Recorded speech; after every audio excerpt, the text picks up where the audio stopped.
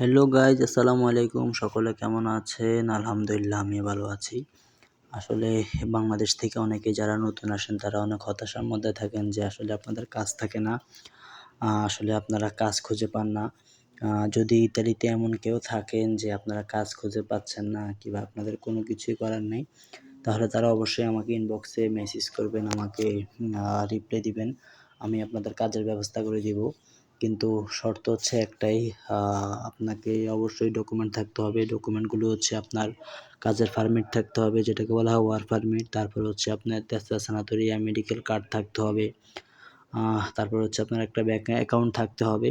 এই ডকুমেন্টগুলো যদি থাকে তাহলে অবশ্যই আমি আপনাকে কাজের ব্যবস্থা করে দিতে পারবো, এবং কি আপনি এখানে আসার পরে মালিকের সাথে আপনি কন্ট্রাক্ট করে কাজ করতে পারবেন। আমি যে কোম্পানিতে জব করি সেখানে আপনি কন্ট্রাক্ট করে কাজ করতে পারবেন, কোনো সমস্যা নেই। কিন্তু এখানে কথা হচ্ছে যে খাবারটা একটু সমস্যা।